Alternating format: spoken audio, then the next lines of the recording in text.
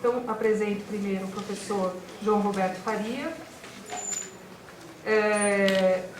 professor do Departamento de Literatura Brasileira, da cadeira de teatro, né? É o único professor de teatro que realmente se ocupa dessa parte tão importante, né, da literatura, enfim, né, da literatura e da cultura entre nós. Tem trabalhado, tem escrito muito sobre a história do teatro brasileiro, a comédia romântica, o teatro do Machado de Assis, o teatro de José de Alencar, né?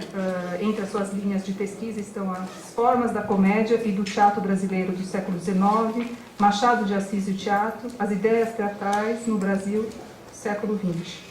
Entre seus livros, né, um recentemente publicado, o segundo volume, História do Teatro Brasileiro, né, volumes 1 e 2, pela editora Perspectiva e a LUSF, e organizou várias antologias de teatro, né, de vários autores do século XIX. Bom, então é isso. Obrigado. Eu quero agradecer à comissão organizadora, não é? Os professores que me convidaram para falar sobre esse tema tão importante, que é assim, o que aconteceu com o teatro brasileiro nos anos que sucederam o golpe militar de 64. Não é? A professora apontou que eu tenho trabalhado com ideias teatrais. De fato, é uma linha de pesquisa que me atrai bastante, e eu pretendo falar um pouco aqui sobre a luta das ideias teatrais entre 64 e 68. Não é? Vou também dar algumas informações a respeito da censura, não é? Que impediu muitos espetáculos de serem apresentados. E a ideia é apresentar um panorama o mais abrangente possível, não é, do que aconteceu após o golpe de 64. Eu vou lançar mão de muitos textos que foram publicados na época em revistas, em programas de peças teatrais que foram encenadas, enfim, uma documentação que praticamente fala por si. Não é? Então eu vou meio que costurar, não é, assim, a minha fala a partir dessa documentação, uma vez que, lançando mão desses textos, acredito que vai ficar mais claro para vocês aquilo que aconteceu. Espero que esse relato, então, possa interessar aí uma boa parte para estudar mais o teatro brasileiro, né, que é um pobre enjeitado dos estudos culturais, como já dizia Oswald de Andrade nos anos 30. Não é?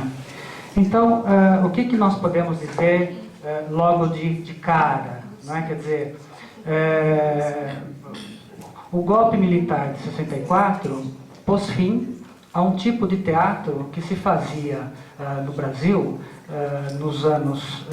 no final dos anos 50 e início dos anos 60. Que tipo de teatro político que se fazia no Brasil nessa época? Por um lado, nós tínhamos o Teatro de Arena, aqui em São Paulo, né, que desde 1958, com a peça Lisão um Black Tie, vinha, digamos, apresentando peças em que se discutia fundamentalmente os malefícios, digamos assim, do capitalismo na estrutura social e econômica brasileira. O Guarnieri escreveu peças sobre greve de operários, digamos assim, foi proibido a partir de 64, assim como o teatro que era feito pelo Centro Popular de Cultura da UNE, não só no Rio de Janeiro, mas em várias capitais, né, porque havia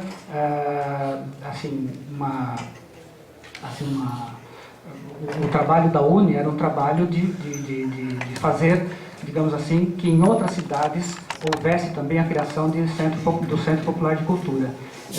E as peças apresentadas pelo Centro Popular de Cultura eram peças de agitação e propaganda, peças de esquerda, evidentemente, que também tratavam do capitalismo, do imperialismo americano, da questão do petróleo, né? Quer dizer, peças curtas em geral que podiam ser encenadas em cima de caminhões, nas portas das fábricas, nas praças públicas, né? Quer dizer, um teatro que se colocava um papel transformador, quer dizer, um papel de esclarecedor, digamos assim, das massas populares. Esse tipo de teatro foi, portanto, bloqueado, impedido de ter continuidade com o golpe de 64.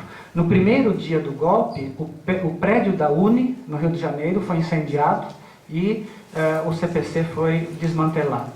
O Arena teve que interromper essa linha de peças que vinha fazendo, e também o Teatro Oficina, que era um teatro aliado da esquerda, estava encenando a peça Pequenos Burgueses, do Gorky, e pararam as suas atividades, que foram retomadas apenas no dia 2 de julho. O Arena, para vocês terem uma ideia, parou e só retomou suas atividades no dia 2 de setembro com a peça O Tartufo, do Molière. Então eram tempos difíceis em que o teatro de esquerda precisou de um tempo para se reorganizar. Não é? Para quem estuda o teatro brasileiro, não é novidade dizer que a primeira resposta que o teatro de esquerda deu ao golpe militar foi o show Opinião, no Rio de Janeiro, não é? Que teve direção musical de Dorival Caymmi Filho e direção geral do Augusto Boal. Não é? As pessoas que faziam o CPC da UNE se reorganizaram e criaram o espetáculo o Opinião. Era um show musical com 3 pessoas no palco, 2 compositores populares, o Zequete e o João do Vale, e uma cantora de Copacabana, Nara Leão. Esse show fez muito sucesso, né, porque as pessoas se reuniam no teatro para pelo menos fazer um exercício de catarse política, digamos assim, uma vez que era um espetáculo que apresentava uma visão crítica da realidade brasileira. Os autores do Valdo Viana Filho e Paulo Pontes escreveram um prefácio para, ou melhor, escreveram no programa da peça quais eram as suas intenções. E isso depois foi publicado na forma de livro. O que eles viam na música do maranhense João do Vale? Entre aspas, eles viam a vontade e a força de sua gente, o amor que dedicam à terra e a impossibilidade de usá-la em proveito próprio. Então, a questão agrária, fundamental no Brasil, aparecia nas músicas e nos depoimentos desse artista. Porque o show era uma mistura de depoimentos a respeito da sua trajetória de vida, dos 3, e músicas, né, que cantavam em meio a esses depoimentos. Né? O sambista Zequete, por exemplo, para os autores, representa uma capacidade mais rica de sentir a realidade. Não é? Enquanto Nara Leão tenta se adaptar aos gêneros de música que existem e aos que surgem, expressando as nossas aspirações de maior liberdade. Não é? Então, era um show que procurava, digamos assim, restabelecer, pelo menos entre aquelas pessoas que estavam presentes ao teatro, uma ideia, digamos assim, de luta pela liberdade, de luta pela preservação dos direitos, enfim, incutir a ideia de se opor à ditadura. E o show é muito bem sucedido em termos de crítica, em termos de público, e quando ele vem no ano seguinte, em abril de 65, para São Paulo, o Boal também escreve um texto no programa em que ele defende o engajamento do artista, né? Afirma que não acredita na arte pela arte e diz ainda: somos feitos de matéria mais bruta, de mais ganga. O joio nos fascina, gostamos de purificar a nossa arte, de sujá-la de real. A boa receptividade do show é sintoma de que a plateia está interessada em fatos reais. Diz o Boal, a plateia quer o concreto, o particular, o nome dos bois. Ou seja, tanto o espetáculo quanto os textos dos autores do programa, dos autores da peça, deixavam claro que havia um caminho apenas para o teatro político brasileiro, o de ser uma frente de resistência, pois como dizia um poeta espanhol, que Boal cita, al pueblo y a las flores no los mata el fusil. De fato, o segundo espetáculo do Grupo Opinião se chama Liberdade e Liberdade, e é também uma colagem litero-musical. O texto é escrito pelo Milor Fernandes e pelo Flávio Rangel, não é? E a última palavra da peça, dita pelo Paulo Altran no palco, com a luz em cima dele, é resisto. Não é? Para chegar a essa palavra resisto, o texto passa por várias etapas da história da humanidade em que a questão da liberdade esteve em causa. Não é? Desde a morte de Sócrates, na Grécia Antiga, passando por acontecimentos da Segunda Guerra Mundial. Esse texto estreou em abril de 65, não é? Com interpretações de Paulo Altran, Nara Leão, Oduvaldo Viana Filho e Teresa Raquel. E também os autores explicitaram quais eram as suas intenções, não é? Que evidentemente eram percebidas por todos os espectadores, não é? Quer dizer, num momento em que o país estava privado da liberdade, uma peça chamada Liberdade, Liberdade fazia o elogio daquilo que o país havia perdido.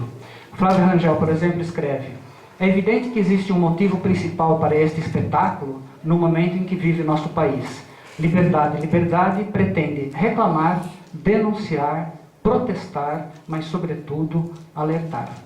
E Milor escreve que ele e Flávio buscaram fazer um espetáculo que servisse à hora presente, dominada no Brasil por uma mentalidade que, quais sejam as suas qualidades ou boas intenções, é nitidamente borocochô. Não é? Quer dizer, evidentemente, o texto do Milor na apresentação é mais bem-humorado que o texto do Flávio Rangel. Né? Então vejam, enquanto no Rio de Janeiro aqueles artistas de esquerda que estavam no CPC da UNE se reaglutinam em torno do Teatro Opinião, no Arena, Boal, Guarnieri e os seus companheiros também, nesta altura, chegam a uma nova forma dramática, não é? E apresentam um espetáculo que se alinha ao teatro de resistência, intitulado Arena contra Zumbi. Esse espetáculo estreia em maio de 65, com texto de Boal e Guarnieri e música de Edu Lobo. Evidentemente, a peça, ao contar a luta do Quilombo de Palmares pela liberdade, estabelece relações com a situação vivida pelo país. Né? Quer dizer, e essas relações eram bastante claras, né? Os autores faziam, por exemplo, paródias de discursos dos políticos, introduziam essas paródias dentro do texto, né? E a novidade formal estava no fato de um uso radical do distanciamento brechtiano. Nenhum ator se identificava com nenhum personagem, os atores faziam vários papéis e a história era mais narrada do que, digamos assim, vivida pelos personagens. Então a técnica brechtiana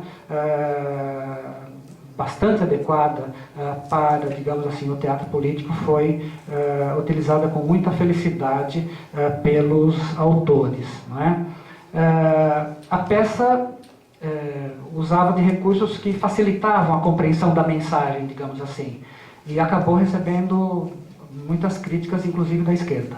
né? No texto Cultura e Política, do Roberto Weiss, por exemplo, ele faz essa crítica a essa facilitação da mensagem. O Boal se defende das críticas todas, defende o maniqueísmo, defende que esse tipo de teatro tem uma raiz popular, esse tipo de simplificação, de estilização, não é?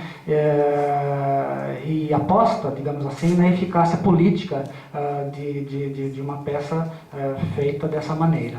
E, de fato, digamos que tanto ele quanto a esquerda, digamos assim, tinham razão, né? A peça tem essas facilitações, mas ela fez um sucesso extraordinário, atingiu um público muito grande, porque a comunicabilidade, a música, o próprio espetáculo, não é? Eram atrativos realmente muito fortes. Não é?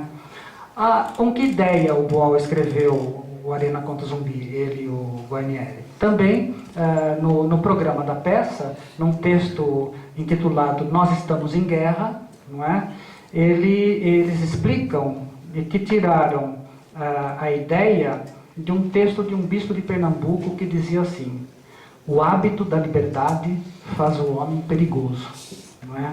Então, a ideia é essa, ele diz: queremos ser livres. Daí contar, então, a história do Quilombo de Palmares para buscar uma equivalência com o tempo presente. Ele diz: uma história que esperamos vai ajudar todo mundo a entender melhor as coisas ocorridas e as que estão acontecendo, que deve ajudar todo mundo a ver com maior clareza. Então vocês veem que nesses primeiros espetáculos, né, de confronto ou de confrontação, digamos assim, com a ditadura, assim, ir ao passado para buscar equivalências com o presente vai se tornar, digamos assim, uma estratégia não só do Boal, um autor como Dias Gomes também vai utilizar isso, não é? Mas em Arena contra Zumbi fica bastante clara, não é?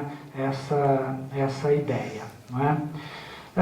Nessa altura, em meados de 1965, um outro problema sério ameaça o teatro político e é o que diz respeito à ação da censura. Não é? Quer dizer, nós não podemos esquecer que a censura só faz recrudescer de ano para ano a partir de 64. Então, por exemplo, o Show Opinião, que já estava em cartaz, vai sofrer cortes. O Arena contra Zumbi vai sofrer cortes. Liberdade, Liberdade só pode ser encenado em São Paulo depois de 25 cortes feitos à peça. No Rio, O Berço do Herói, do Dias Gomes, é uma peça impedida de subir à cena horas antes da estreia. E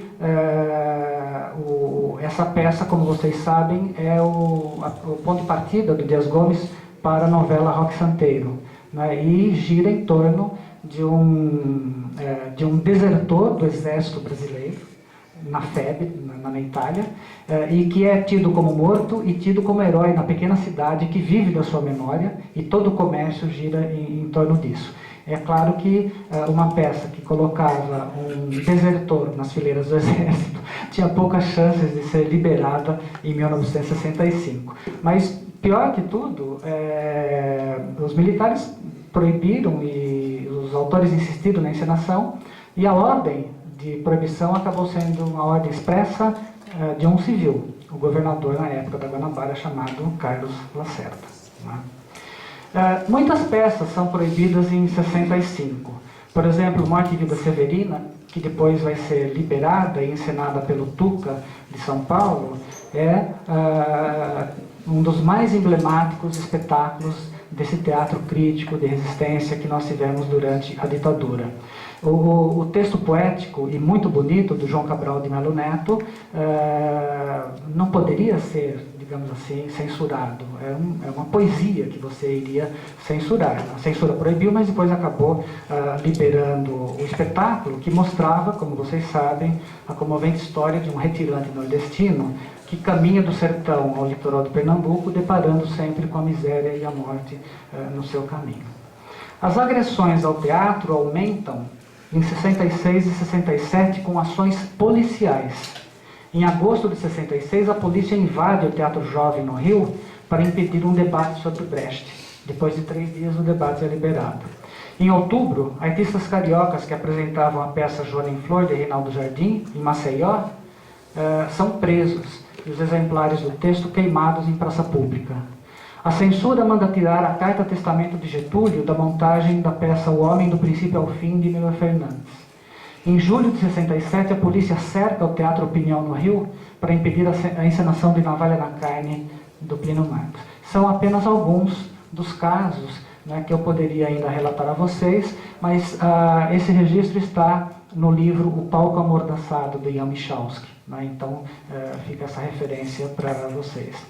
No meio dessas dificuldades todas, o Arena e o Opinião continuam o seu trabalho, né? Quer dizer, o Opinião vai encenar em 66 uma peça intitulada Se Correr o Bicho Pega, Se Ficar o Bicho Come, do Oduvaldo Viana Filho e Ferreira Goulart.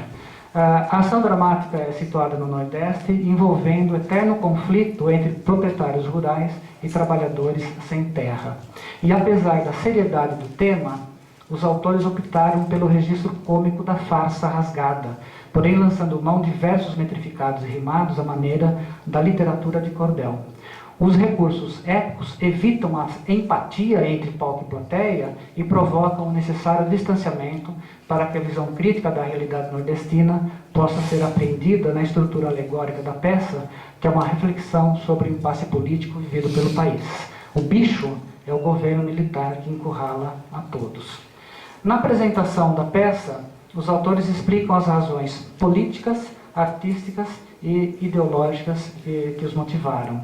Em primeiro lugar, deixam claro que escreveram sob a pressão de circunstâncias políticas e que procuraram, entre aspas, dar uma resposta política à situação em que vivemos. Que considerações eles fazem sobre a situação em que vivemos? Eles consideram que o governo desconfia do povo, que o governo não acredita na sua capacidade de discernimento político. E a peça é uma resposta a isso. Eles dizem: o bicho é também um voto de confiança no povo brasileiro, porque procura suas forças nas nossas tradições, porque utiliza os versos, as imagens, o sarcasmo, a desilusão, a ingenuidade e a feroz vitalidade que a literatura popular, durante dezenas de anos, vem criando. Para os autores, o estilo da peça não poderia ser realista, porque a literatura popular sempre foi, entre aspas, uma manifestação de encantamento e de invenção. E agora eles criam um conceito curioso, que eles chamam de encantamento, o teatro do encantamento, que não é a empatia da forma dramática, porque não é para sentir pena e emoção, não é? Eles opõem o conceito de encantamento ao conceito de distanciamento do Brecht, porque é uma espécie, digamos assim, de meio termo. Eles dizem que não se pode confundir com empatia, porque não se opõe frontalmente ao conceito de distanciamento. É um outro caminho para fazer com que a literatura seja fonte do conhecimento do real. Com encantamento queremos dizer uma ação mais funda da sensibilidade do espectador, que tem diante de si uma criação, uma invenção que entra em choque com os dados sensíveis que ele tem da realidade, mas que ao mesmo tempo lhe exprime intensamente essa realidade, né? Então é um momento em que os artistas de esquerda no Brasil estão às voltas com não apenas a preocupação do conteúdo, não é? de fazer a crítica da ditadura, mas estão às voltas também com novas formalizações estéticas, não é? Quer dizer, novas maneiras de apresentar esse conteúdo, né? Como, lembrando a famosa frase, não há conteúdo revolucionário sem forma revolucionária, não é? Como o teatro não pode fazer uma crítica direta à ditadura, não é? Quer dizer, é preciso encontrar meios para isso. Então essa volta ao passado, por exemplo, para buscar equivalência com o presente, é feita também pelo Dias Gomes, que apresenta a peça O Santo Inquérito, no Rio de Janeiro, em 66. É uma peça sobre a Inquisição. Como que a censura vai proibir uma peça sobre a Inquisição? No entanto, essa peça que se passa no século XVIII estabelece uma equivalência entre a perseguição religiosa no passado e a perseguição política no presente. Né? Quer dizer, embora não se diga uma palavra sobre o Brasil do presente, os espectadores conseguiam, digamos, traduzir a metáfora, né, que estava dentro dessa peça. Então, para vocês terem uma ideia de uma frase da personagem Branca Dias, já no desfecho, né, essa personagem que é perseguida e morta pela Inquisição, o acusador dela, que é o visitador do Santo Ofício, diz assim, que ela, Branca Dias, declara-se ainda inocente porque quer impor-nos a sua heresia como todos os da sua raça, como todos os que pretendem enfraquecer a religião e a sociedade cristãs pela subversão e pela anarquia. Isso podia estar em qualquer discurso de um general militar em 1966, né? Mas estava na boca do visitador do Santo Ofício. O Dias Gomes, como vários desses intelectuais e dramaturgos que eu estou mencionando aqui, era membro do Partido Comunista, não é? E ele também estabelece no prefácio à peça um paralelo entre a Inquisição e os comitês de atividades anti-americanas criados pelo senador McCarthy nos anos 50. E pergunta, até quando as fogueiras reais ou simplesmente morais, estas não menos cruéis, serão usadas para eliminar aqueles que teimam em fazer uso da liberdade de pensamento? Né? Na mesma linha de voltar-se para o passado a fim de buscar equivalências com o presente, o Teatro de Arena encena em abril de 67 a peça Arena contra Tiradentes. Mais uma vez, então, os autores vão ao passado e agora tentam fazer um trabalho, digamos, menos esquemático do que a peça anterior.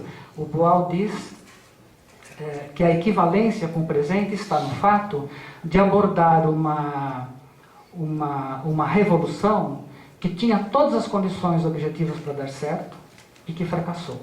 Então ele estabelece um paralelo entre o fracasso da Inconfidência Mineira e o fracasso da esquerda antes de 64. Então é uma peça assim, que, digamos assim, é mais bem elaborada, querendo contra zumbi, e digamos que as suas características estéticas também são mais complexas, porque desta vez o Boal tentou fazer uma síntese de elementos naturalistas e épicos, ou seja, Stanislavski e Brecht. Então ele cria personagens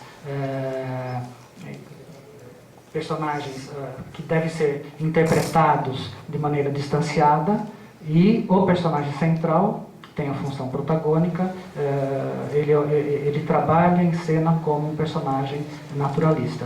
E não vai dar tempo de explicar para vocês, o Boal sistematiza o sistema Coringa, né, a partir desse espetáculo. O que ele vai querer dizer, fundamentalmente, é que as duas revoluções fracassaram porque não se faz revolução sem povo. Né? Então é uma crítica à esquerda brasileira, né? Às alianças do Partido Comunista com a pequena burguesia, enfim, com a burguesia, e se esqueceram, não é, de colocar o povo no meio desse contexto. Não é? Vejam, o Boal publicou essa peça em 67, escreveu um longo prefácio em que ele reproduz os dois textos que ele havia publicado no programa da peça, em que ele explica de maneira um pouco mais completa esse resumo que eu fiz. Né? Fundamentalmente também, que é importante salientar, a visão de Tiradentes é uma visão glorificada, mistificada, né? É o nosso herói, e Boal contradiz Brecht, né, que dizia, feliz é o povo que não precisa de heróis. Não, o Brasil precisa de heróis. Então a ideia é mostrar o Tiradentes não como o mártir da independência, mas como o herói revolucionário. Então o texto caminha para mostrar o personagem dessa maneira. Né? Então vejam, o teatro de esquerda, que tinha a centralidade no Grupo Opinião e no Arena, e entre os autores, um autor como Dias Gomes, Também aqui em São Paulo, o Oficina podia ser visto como aliado.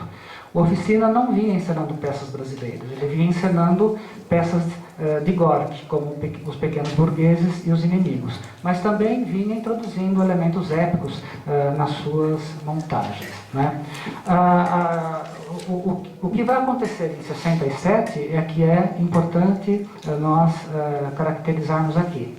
Esse teatro de esquerda, feito então do modo como eu venho mencionando aqui a vocês, vai sofrer um choque violento com a encenação em 67 do Rei da Vela, a peça O Rei da Vela, do Oswald de Andrade, pelo José Celso, né?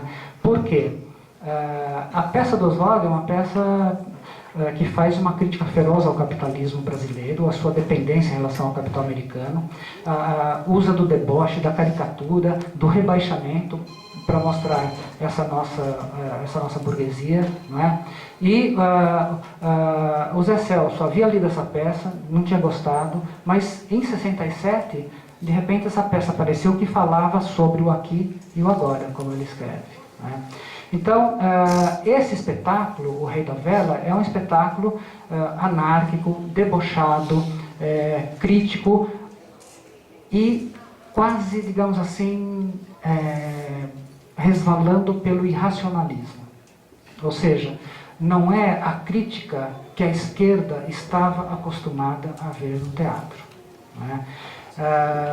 O Caetano Veloso conta no livro Verdade Tropical que ele foi à estreia e que saiu com o Boal, que tinha ido à estreia, e perguntou para o Boal o Boal perguntou para ele se ele tinha gostado, ele disse que sim, e o Boal disse para ele que não tinha gostado, que preferia o Vianinha.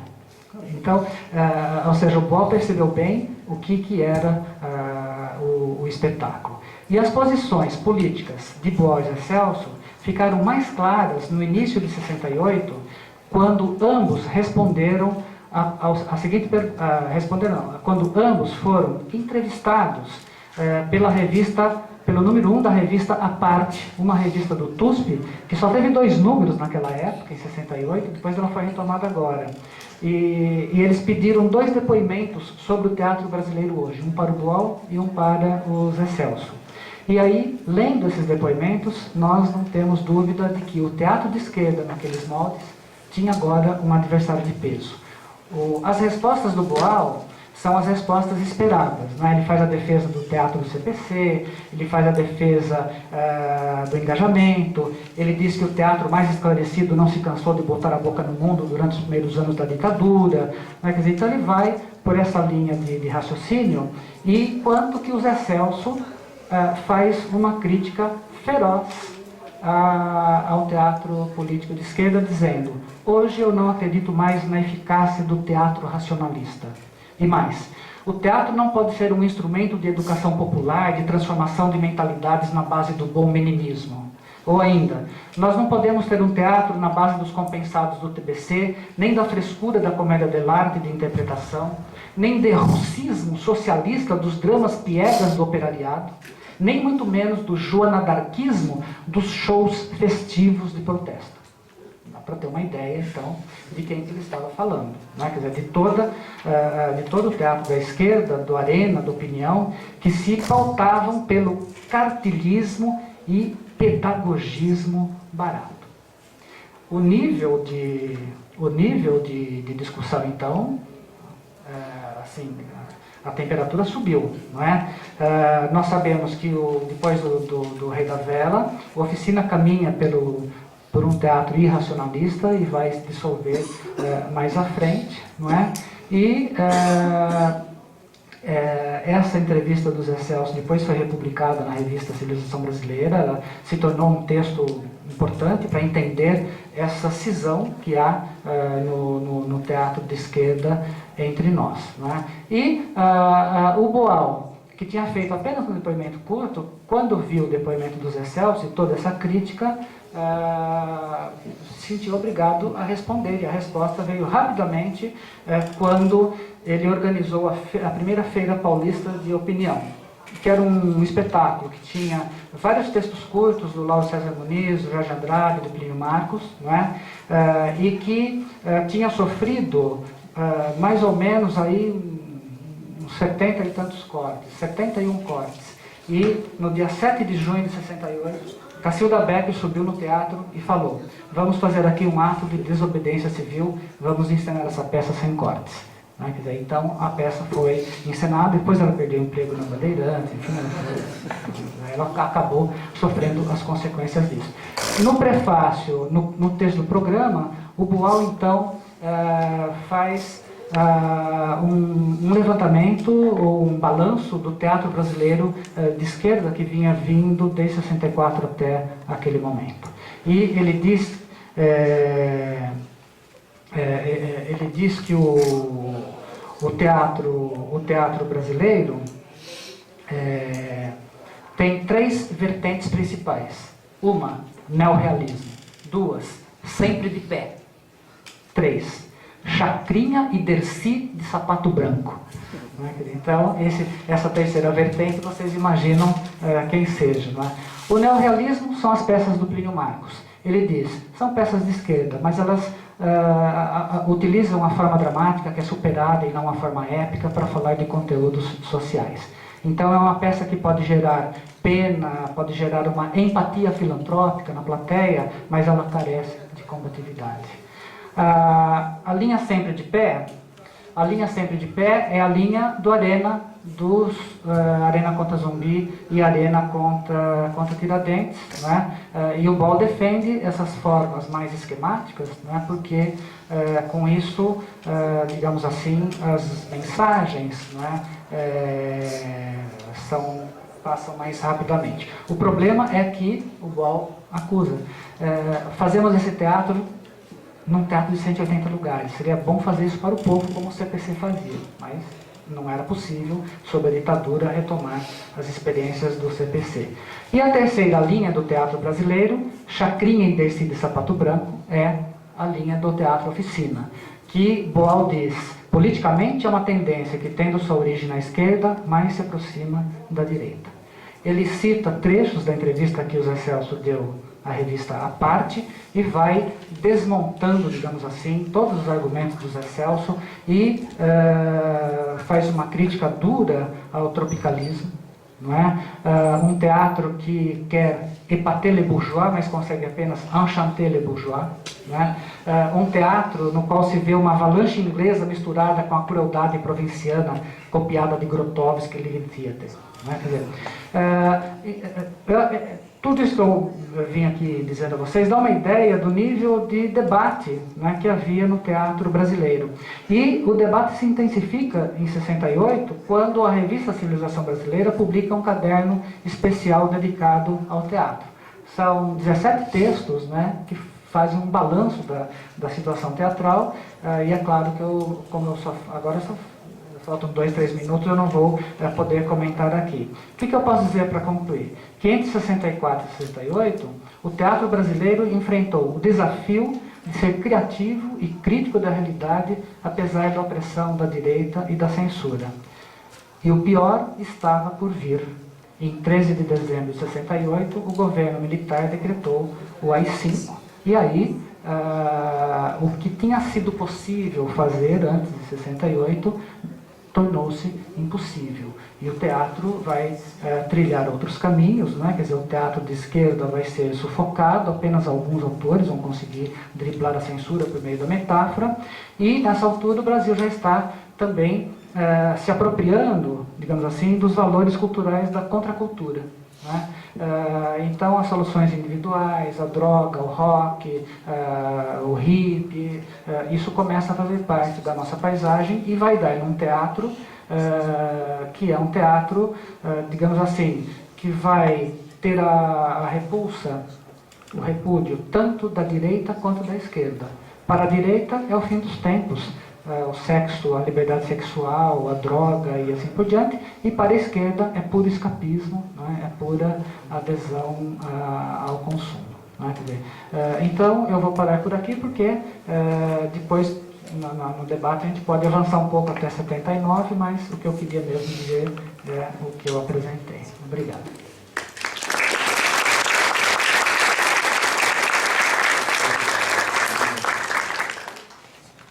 Obrigada, professor João Roberto, por esse panorama importante. Agora eu passo a palavra a Maria Silvia Betti, professora do Departamento de Letras Modernas, aqui da Letras. Tem trabalhado, acho que com 2 linhas de pesquisa, basicamente paralelas, né, no teatro norte-americano, e dramaturgia comparada, e com o estudo analítico, essa linha de pesquisa mais recente, com o estudo analítico das formas pelas quais a dramaturgia brasileira empreende a representação das questões políticas e sociais, históricas, socio-históricas, considerando a estrutura dramatúrgica, as técnicas utilizadas e a relação entre forma e matéria representada. É co-organizadora do livro Patriotismo e Traidores, Anti-imperialismo e Escritos Políticos e Sociais, de Mark Twain, e também de um livro sobre Oduvaldo Viana Filho, chamado Oduvaldo Viana Filho, publicado pela EDUSP. Uma outra informação importante é que ela faz parte do Núcleo de Estudos Teatrais Décio de Almeida Prado, ligado ao Centro Angel Rama, né, e onde ela dá um curso, né, que está ainda em andamento, começado no primeiro semestre, sobre teatro e resistência, que já está no módulo 3. O título da exposição dela hoje, né, ela vai falar de um auto do CPC da UNE de 1962, auto dos 99%, que inclusive no contexto da greve, por sugestão dela, e numa aula que ela deu pública, né, num ciclo chamado A USP e Seus Mestres, a Companhia Antropofágica, a pedido dela, veio e montou essa peça, selecionando algumas partes, porque é uma peça com partes móveis, digamos assim, né? Então, ela vai falar dessa peça, Alto dos 99%, onde se vê como a universidade capricha no subdesenvolvimento, né? O título da peça, e ela vai falar também sobre O Moço em Estado de Sítio, do Vianinha, de 65, né? Então, marcas do golpe de 64 nos rumos do teatro. Obrigada, Priscila. Agradeço o convite seu, do professor Roncalli, do professor Massi, para participar desse evento e falar sobre as marcas do golpe no campo do teatro. Quando troquei ideias com o João Roberto sobre o tópico de que um e outro falaríamos, me ocorreu a seguinte questão: que relações e que, vamos dizer, sequelas de trabalho o golpe projetou para o teatro que nós vemos à nossa volta e para o teatro que nós temos permanentemente nos empenhado em estudar, em aprofundar e em discutir. Elas são imensas e profundas. O golpe deixou marcas em todas as áreas da cultura, do pensamento, da vida política, social, cultural do país, como este evento tem colocado em pauta.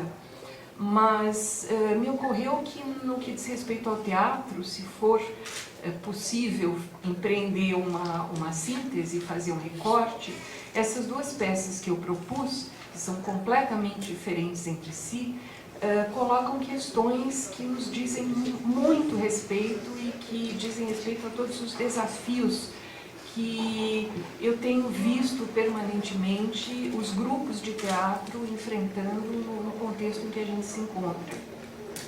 O Alto dos 99%, que tem esse subtítulo expressivo, onde se vê como a universidade capricha no subdesenvolvimento, foi escrito em 1962, portanto, 2 anos antes do golpe, e no momento em que se encontrava em andamento um efervescente, amplo e extremamente vigoroso projeto de cultura épica e popular, né?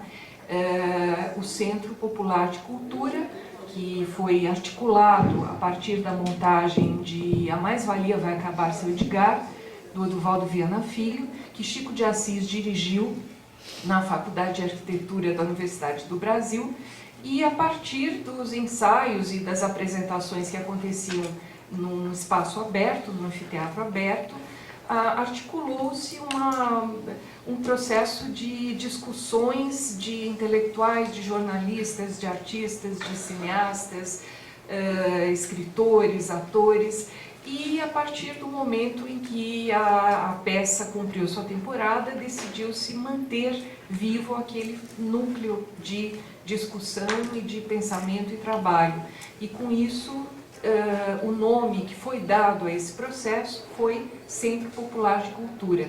Em 1962, a UNE completou 25 anos e as reuniões desses artistas, intelectuais, etc., eram sediadas no espaço do prédio da UNE na Praia do Flamengo.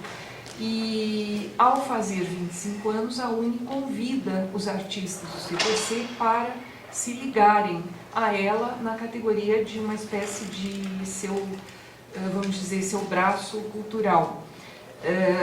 Que tipo de trabalho estava em andamento nesse processo, nesse momento? Várias frentes de trabalho se constituíram através das várias linguagens. Cinema, cinema, entenda-se cinema novo. Música popular, entenda-se tanto música de raízes como samba, samba de partido alto. Subiu-se o morro para pesquisar que canções e que composições, que letras e que concepções eram postas em prática. Constatou-se que aquele espectador das ruas e praças do Rio de Janeiro, afluía com todo o seu interesse à apresentação do cantador nordestino, que se apresentava numa ponta do Largo do Machado, e não ao show de bossa nova que era apresentado na outra ponta. Então foi um período de extraordinárias descobertas em que o CPC se organizou em assim chamados departamentos, mas eram departamentos por processo de trabalho e não por organização formal ou burocrática. Literatura de cordel, cinema novo e, no caso do teatro, teatro de rua e teatro também para espaços convencionalmente voltados aos espetáculos dramatúrgicos. No que diz respeito aos espetáculos de teatro de rua, passou-se a produzir uma modalidade de trabalho essencialmente não aristotélico, portanto um trabalho de caráter agitativo, épico e popular, e esse veio de trabalho foi chamado de auto, né? Autos. As peças eram autos porque elas não se constituíam em cima de uma narrativa articulada com personagens, com uma concentração de espaço e tempo e uma progressão dramática, mas sim através de episódios, portanto era uma linguagem essencialmente épica. Colocava-se em pauta, em utilização, os recursos recentemente descobertos da dramaturgia e do pensamento crítico e político de Brecht e de Piscator. Os primeiros escritos de Brecht e de Piscator começavam a circular intensamente no Brasil, em línguas ou em português, ainda incipientemente, ou em castelhano e francês, que eram línguas nas quais se podia ler aqui, já que não se dominava o alemão, e começa-se um efervescente processo de trabalho em que as questões das quais esse teatro vai tratar são as questões históricas, políticas e coletivas. Portanto, esse material, essa matéria histórica, ela não vai caber dentro daquele molde formal da dramaturgia dramática propriamente dita, da dramaturgia concentrada em cima da progressão da ação e organizada a partir de personagens e de uma linearidade de desenvolvimento.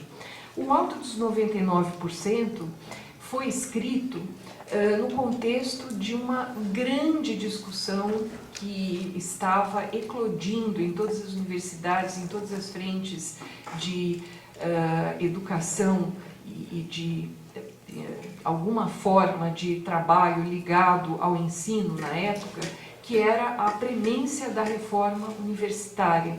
A universidade tinha se constituído de uma maneira absolutamente excludente. 99% da população brasileira encontravam-se fora do espaço em que as relações de trabalho, pensamento e ensino da universidade eram desenvolvidos. E era exatamente disso que o Alto dos 99 tratava. Tratava de que forma? Os autos eram peças de caráter agitativo, portanto, eram concebidas para serem apresentadas em espaços quaisquer, ruas, praças, anfiteatros, portas de fábrica, etc. Eles faziam uso de todos os recursos de condensação satírica e de comicidade, com o efeito de produzir um distanciamento crítico, e ao mesmo tempo colocavam em prática expedientes de discussão das mais importantes questões da pauta política e econômica do país nesse momento. Quer dizer, a pauta política e econômica do país nesse momento tinha tópicos como, por exemplo, a reforma agrária, a reforma da universidade, as ligas camponesas, as questões ligadas ao petróleo, ao imperialismo. Portanto, era uma matéria que nunca antes havia sido contemplada pelas formas de dramaturgia que haviam sido até então praticadas.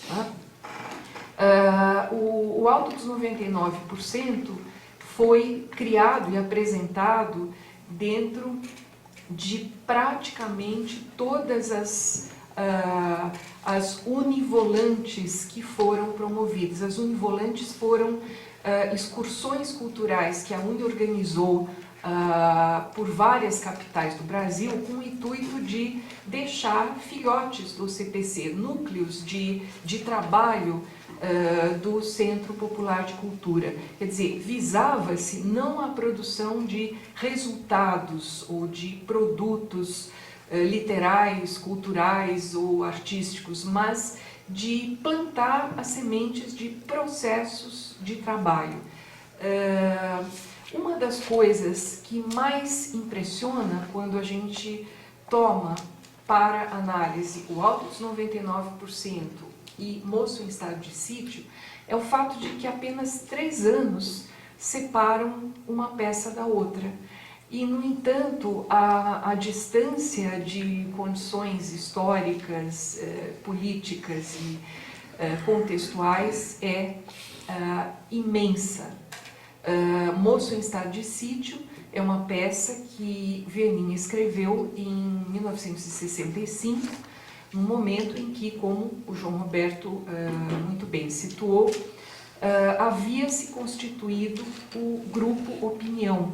O Opinião foi constituído a partir do show, o show do mesmo nome, que foi apresentado em dezembro de 1964, inicialmente sem qualquer intenção de aglutinar ou de formar um novo coletivo, mas sim de responder àquela circunstância que havia impactado o Brasil.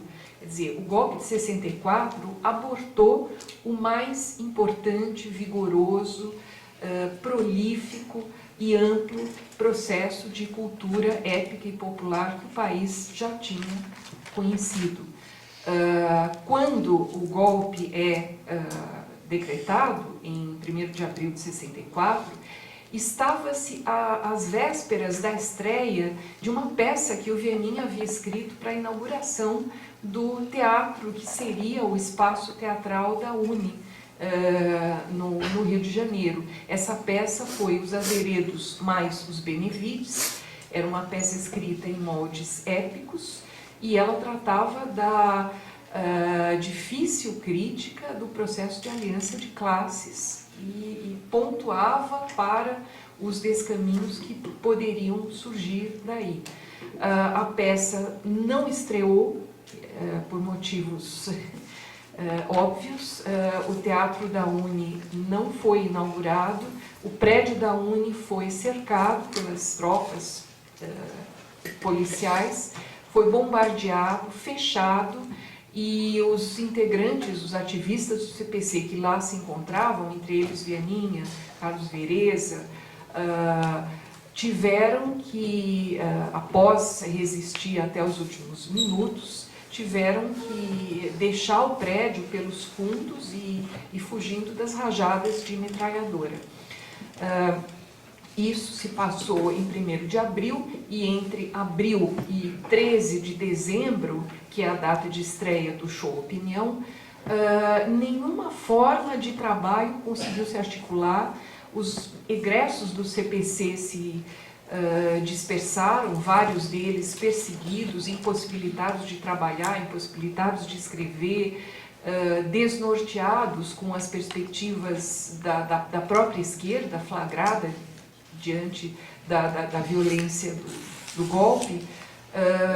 E quando o show estreia, ele estreia com o intuito de articular uma resposta através da música popular e dos depoimentos de 3 integrantes que eram representativos de uma espécie de recorte de classes e de segmentos sociais e políticos do país.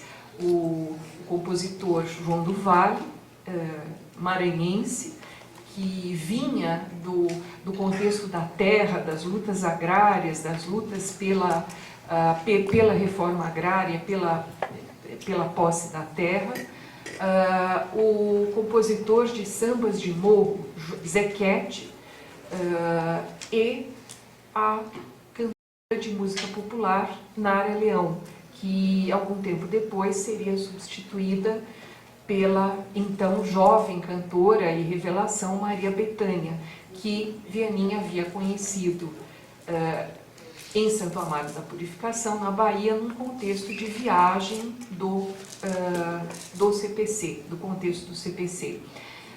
O Alto dos 99% é um trabalho que, assistido hoje em dia, lido e discutido hoje em dia, impressiona por 2 características. Em primeiro lugar, pela forma como os processos de trabalho que estão representados dentro dele são extraordinariamente capazes de empreender a síntese das etapas históricas que o país tinha percorrido até o momento em que a universidade se configurou com aquela estrutura extremamente elitista, aristocrática. Era uma universidade de cátedras, de decanos, e uma universidade cujos saberes eram agenciados de forma a ou atender aos interesses da classe dominante ou atender aos processos de vogas teóricas que chegavam por meio da importação de ideias e que, portanto, funcionavam no esquema das ideias fora do lugar de que fala o Roberto Schwartz. Moço em Estado de Sítio é uma peça que o Vianinha escreve em 65, quando o Grupo Opinião já havia se estruturado a partir da calorosa acolhida que o Show Opinião teve. O Show Opinião representou a possibilidade de reaglutinar aqueles egressos do CPC diante daquelas novas circunstâncias. O grande desafio artístico e político que se apresentou para esses artistas e atores, enfim, realizadores teatrais, foi o fato de eles terem vivenciado intensamente e a cada passo, aquele processo de descoberta dos expedientes épicos de trabalho, coletivos, históricos, atentos para a representação de questões de classe, de questões que extrapolavam as relações comerciais do teatro empresarial, de bilheteria e palco italiano, mas de eles se verem naquele contexto pós-golpe absolutamente sufocados dentro de circunstâncias que não condiziam com a expressão dessas questões. O estado de sítio de que fala a peça do Vieninha é extremamente representativo desse estado de coisas. Moço em Estado de Sítio é uma peça na qual Vieninha emprega dramaturgicamente todos os expedientes de figuração épica de que ele tinha até aquele momento se assenhoreado. Concentração no espaço e tempo, a utilização de uma linguagem que flagra uma espécie de um corte da sociedade brasileira, olhando para aquela classe, jovem intelectualidade de classe média, que após o golpe se vê entre vários caminhos. Um desses caminhos era o caminho da continuidade da luta política, do ativismo interrompido e ali agonicamente desafiado. O outro caminho era o das vanguardas concretistas, do poema praxis, enfim, dos formalismos, dos assim chamados vanguardismos. Outro caminho que se apresentava era o da cooptação pelos órgãos culturais de direita, que ofereciam mecanismos de cooptação e de ascensão social. E são essas as escolhas com as quais o protagonista da peça, que é um rapaz chamado Lúcio Paulo, vai se defrontar. Ele passa por todas elas. Ele vem do ativismo de um grupo de teatro político da periferia, ele radicaliza a discussão política interna desse grupo, ele disputa a liderança desse grupo com o diretor, e ao mesmo tempo que ele disputa a liderança, ele se vale de uma maneira absolutamente desprovida de caráter do afeto da Suzana, que era a atriz namorada do diretor. Ele se utiliza desse triângulo afetivo com a Suzana e, ao mesmo tempo, da calorosa acolhida e encorajamento do seu amigo Jean-Luc. E o personagem chamado Jean-Luc, em 1965, nos indica claramente em que direção estava apontando a figuração do Vieninha. O Jean-Luc é um cético, ele ao mesmo tempo é um ser que olha com grande ironia e com uma espécie de divertimento cínico diante das situações que se apresentavam. Mas ele nutre pelo Lúcio uma amizade, um teor afetivo que algumas vezes se aproxima bastante de uma certa ambiguidade de identidade sexual. O Lúcio se aproveita de todas as situações, se nutre um pouco de cada uma dessas frentes de trabalho, de criação e de pensamento, se torna amante da irmã do dono do jornal de direita no qual ele vai trabalhar, ele se torna o editor do suplemento literário e noticioso daquele jornal. Ele passa a receber as notícias que são dadas pelo dono, pela cúpula do jornal. Esse dono é uma criatura absolutamente ciente dos pactos que precisavam fazer no caminho da ascensão social e que, ao mesmo tempo, flertava com a ambição de se tornar um membro da Academia de Letras. Quer dizer, o Vianinha trabalha com um eixo de representação de matéria histórica, social, política, afetiva, de uma gigantesca envergadura. E ele trabalha dramaturgicamente com recortes de espaço e tempo, com diálogos extremamente contrapostos. As personagens são extremamente sintéticas e alusivas a tudo aquilo que se encontrava coletivamente na base daquela sociedade, daquela cultura e daquele projeto político que estava ali sendo implodido. E a peça é escrita pelo Vianinha praticamente colada aos fatos, né? Quer dizer, o Vianinha não escreve no momento em que se pudesse fazer um balanço final e se pudesse dizer, bem, então constatamos que... Quer dizer, ele escreve, como ele próprio diria 2 anos depois, na boca do cofre, né?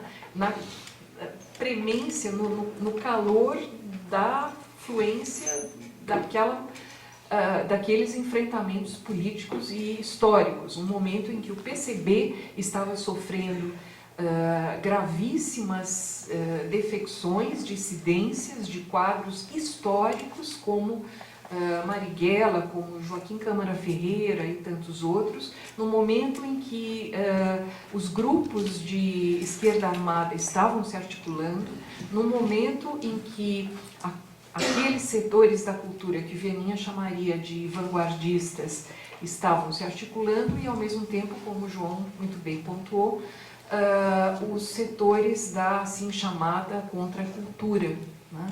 Quer dizer, era um momento de extraordinário fervor de todas as perspectivas de trabalho, de pensamento. Não havia a ideia de quanto tempo se estaria debaixo daquele conjunto de circunstâncias que havia imposto a censura, a perseguição política e que se havia imposto em 64, mais ainda imporia em 68, quando é promulgado o ato institucional número 5. Quer dizer, quando hoje em dia se estuda, se lê ou se assiste o Alto dos 99% e Moço em Estado de Sítio, a grande surpresa da gente é o quanto o golpe de 64 nos privou de elos de pensamento, de trabalho e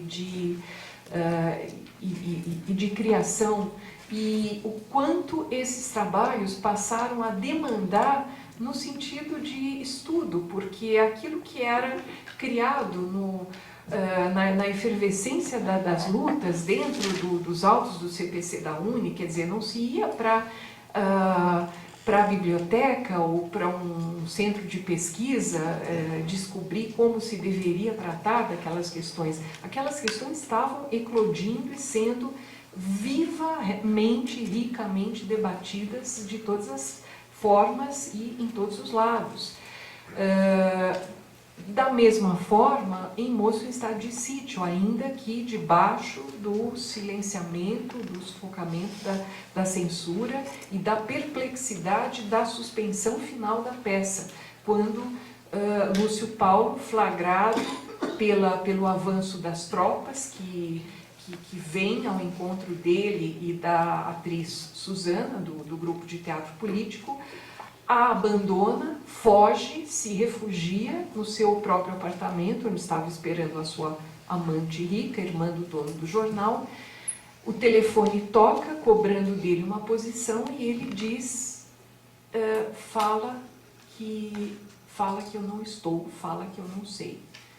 Quer dizer, é uma peça que termina com essa suspensão e que, do ponto de vista de quem a estuda, lê ou discute hoje em dia, ela tem uma imensa demanda de trabalho e até de entendimento perceptivo. Eu me lembro que no ano passado, 2013, no programa do Teatro Resistência, no núcleo do Angelrama, nós estávamos com o Mocidade de Sítio em pauta, a peça ia ser discutida, e os alunos, não todos, mas a maioria, mostraram uma enorme dificuldade em entender o texto. Isso me chamou muita atenção, porque era uma dificuldade de caráter não só histórico, político, ou contexto, mas até do engendramento daquela dramaturgia, né? Lá, mas aqui ele está falando com uma personagem e aqui ele já está num outro lugar, ele vira e ele está num outro lugar, mas então já tinha passado não sei quanto tempo, que isso acabou, na extensão a gente pode se dar a esse luxo, né? Tá bom, então vamos ler a peça, e a gente leu linha por linha, tanto da rubrica como dos diálogos do Moço em Estado de Sítio. Ficamos meia dúzia de aulas lendo o Moço em Estado de Sítio e discutindo. Quer dizer, eu acho que isso nos diz alguma coisa, né, sobre o que o golpe fez, as marcas que ficaram. E essas pessoas que estavam ali, que falaram, mas aqui não fica claro, não entendi direito, etc. Eram pessoas que vieram de processo de trabalho em que os expedientes do épico, sim, são conhecidos, as questões da forma do drama são, sim, conhecidas, mas elas são conhecidas pela sua faceta teórica e não do ponto de vista do chão histórico das lutas. Quer dizer, no momento em que elas surgiram e foram materializadas no trabalho do Viana, no trabalho, enfim, de todos esses artistas, elas não foram trazidas à tona pela lucidez formal ou perceptiva daqueles artistas, mas sim porque eles estavam dentro de um processo político que demandava isso, né? Bem diferente da nossa situação hoje. Então, acho que esse é o grande desafio que a gente tem, e eu acho que, bom, eu não vou ter tempo de falar, mas eu só queria relatar brevemente a experiência de ter posto o Alto dos 99 duas vezes dentro das atividades de greve. A primeira, quando eu fui convidada para apresentar uma aula pública sobre o professor Décio de Almeida Prado, e eu queria muito falar sobre o professor Décio de Almeida Prado, mas ao mesmo tempo pensei, nada disso que a gente estuda no núcleo de estudos Décio de Almeida Prado teria surgido se não fosse o trabalho dele de pesquisa, que surgiu das aulas que ele deu, né? E não do produtivismo CAPES, Qualis, ou seja lá o nome tenha, né? Quer dizer, foram trabalhos que surgiram da sala de aula, daquele dia a dia e de uma sala de aula que era lá nos barracões, aqueles barracões precários, em que a aula parava quando começava a chover muito forte, porque não se conseguia ouvir o que o professor falava, e depois nas colmeias, que eram aquele aglomerado de blocos de concreto, sextavados, etc. E quando a Companhia Antropofágica veio e apresentou o Alto, da primeira vez o Alto foi apresentado na íntegra, era o Alto de 62. E a gente levou um susto, porque aquela universidade não é mais a universidade nossa, né? Aquela universidade é a universidade... A Priscila usou um termo que acho que descende um pouco daquela universidade, que é cadeira de teatro. Era a universidade dos catedráticos, né? Né? A gente tinha as cadeiras, os decanos, e era uma estrutura absolutamente empoderada por esse caminho, né? Não menos complicada é a universidade à nossa volta, que não é a universidade dos catedráticos, mas é a universidade do capitalismo acadêmico, da fabricação de papers, da multiplicação dos indexadores, etc, etc.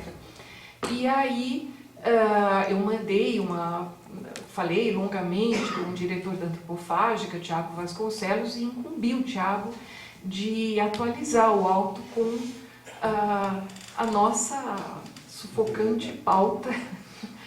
E ele, e detalhe, o Tiago foi aluno nosso de letras, né? Quer dizer, não era um mundo desconhecido. E ele achou muito difícil. E o Alto acabou sendo atualizado por um outro rapaz, o pesquisador Eduardo Campos Lima, que fez atualizações tópicas, e isso me deu um pouco a ideia de uma outra faceta das marcas de 64, porque não é nem um pouco fácil fazer o que o Alto fez e que a gente hoje assiste e acha engraçadíssimo, né? Aquelas cenas hilárias do descobrimento do Brasil, com o Cabral e o Caminha falando de uma maneira absolutamente estapafúrdia, ou da forma como os velhos decanos abrem os seus sarcófagos e saem deles para administrar as aulas na universidade, etc. Quer dizer, não é nem um pouco fácil, assim como também não foi fácil quando, em 1997, o Grupo Tapa estudou nas suas oficinas internas O Moço em Estado de Sítio, e enquanto estava aquecendo as baterias para estrear, o Grupo Tapa foi participar de um festival de secundaristas lá no Teatro Paulo Airó. E tinha estudantes de segundo grau, etc., e os atores saíram arrasados, porque os meninos que lá estavam falavam: não, o personagem está mais do que certo, ele tinha mesmo que ir à luta, senão como é que ele ia se dar bem, como é que ele ia ficar estagnado? Quer dizer, defendeu-se aquela trajetória daquele moço em estado de sítio, com aquela sua ambiguidade característica que era posta em foco crítico pelo Viana. Quer dizer, eu acho que são trabalhos que colocam, já me estendi, mas que dão um pouco ideia para a gente de tudo o que acontece em termos das marcas do golpe, né? E que não nos iludamos que elas estão lá atrás e que hoje em dia lidamos com elas como uma pauta de questões históricas, efemérides, etc. Elas estão bem vivas à nossa volta, se atualizando, se reciclando, ganhando novas facetas e demandando processos de estudo, pensamento dentro do teatro, dentro da pesquisa, e acho que principalmente através do diálogo crítico e do pensamento, ou seja, fazendo isso que a gente está tentando fazer e aprendendo sempre com o que eles fizeram. Então é isso, eu quero muito depois ouvir vocês também. Obrigada.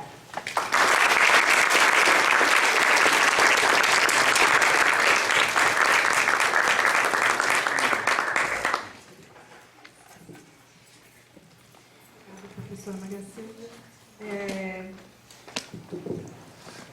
Bom, eu teria comentário, perguntas para fazer, mas antes, talvez a gente pudesse ver se a plateia já não tem alguma pergunta. Alguém gostaria de... Tem. É o seguinte, primeiro, obrigada, né, por vocês estarem aqui no período de greve e com a universidade bastante vazia, o que é uma coisa inusitada, né, sem movimento nenhum, cultural principalmente, e me chama um pouco a atenção as análises, né, do ponto de vista de vocês, quando falam de teatro, e a gente sabe que a cultura, né, que veio, né, com esse teatro de arena, o teatro de opinião e os CPCs, elas estiveram até, né, boa parte da década de 60 permeadas sim pela visão principalmente do Partido Comunista Brasileiro, porque tomavam conta, né, do que se produzia em termos de arte, né, no Brasil. Tanto tinha a questão do cinema e também do teatro.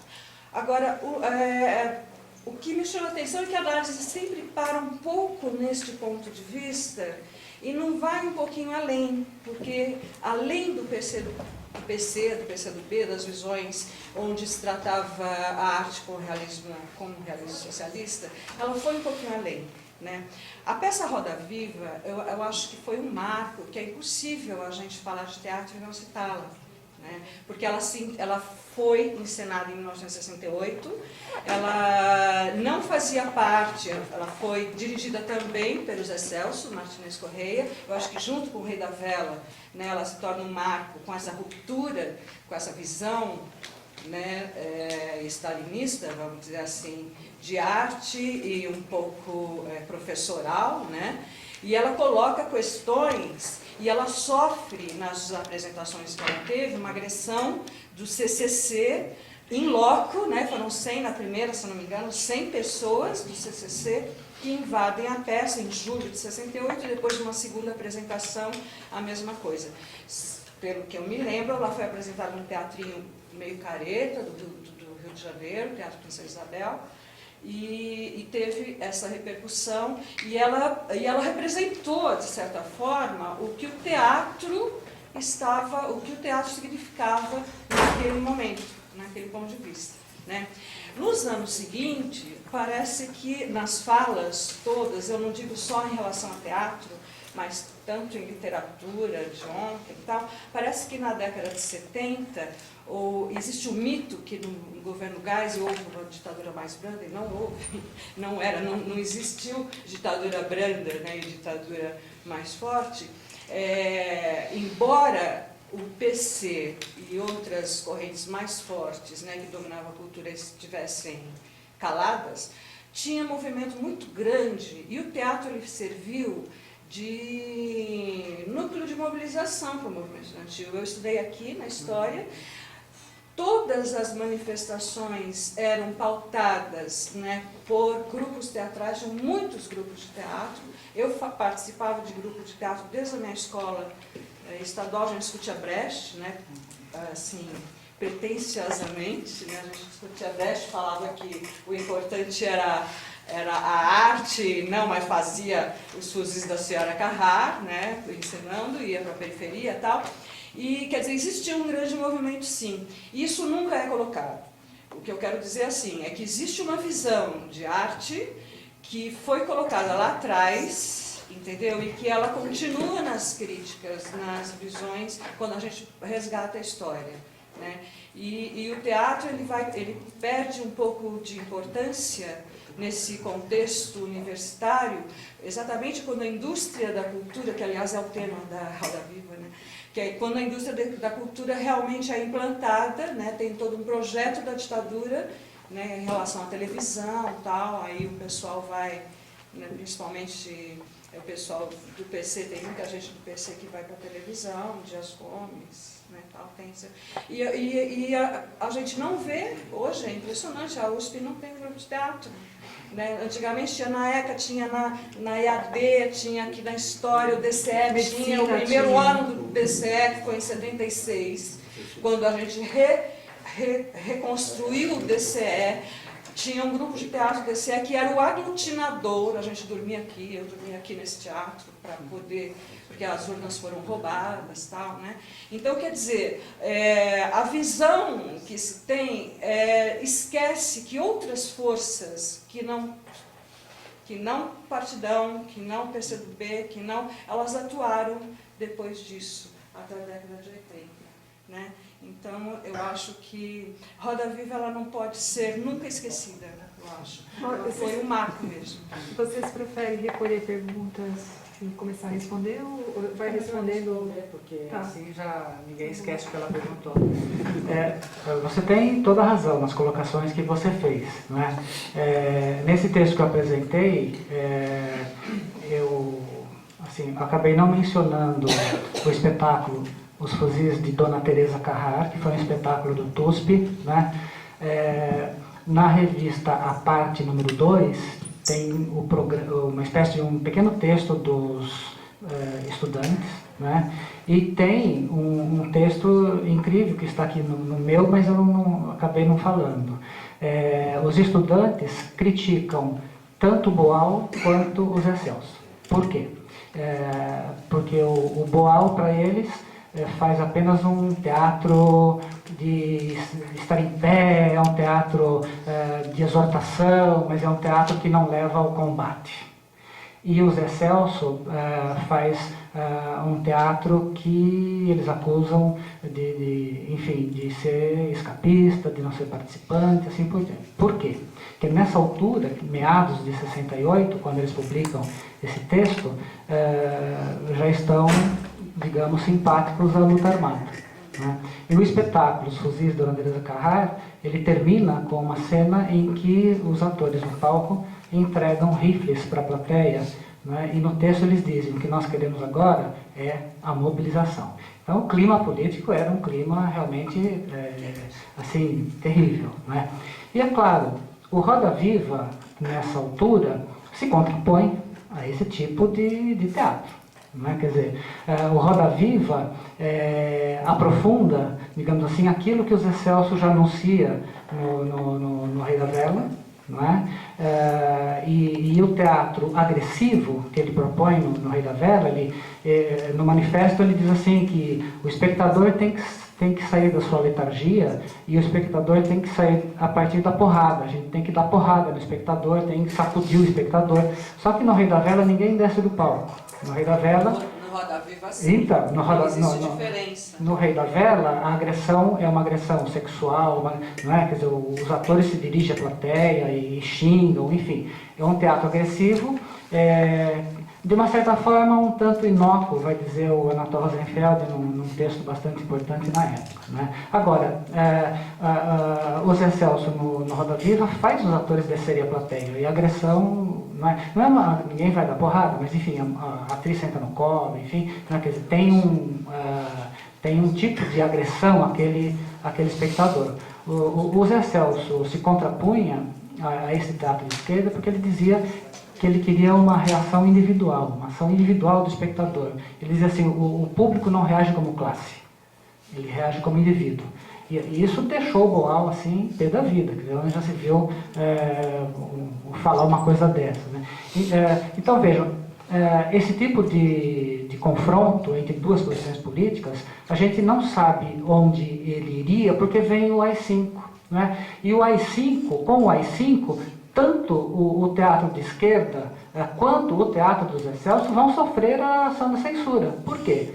Porque o teatro do Zé Celso começa a incorporar o que seria, digamos assim, uma revolução dos costumes, novos valores, não é? de viver em comunidade, de usar drogas, de ter a liberdade sexual, quer dizer, e quando esses assuntos passam para as peças e para os espetáculos, aí, evidentemente, isso vai sofrer uma ação bastante violenta de censura. Agora, o que acontece sob o governo Médici é que o teatro político que vinha sendo feito praticamente desaparece. Não fosse o Guarnieri conseguir utilizar a metáfora para falar da ditadura nas peças O Botequim e Um Grito Parado no Ar, praticamente esse teatro estaria fora do palco. Mas o que acaba vigorando no teatro? As peças que promovem essa revolução dos costumes, né?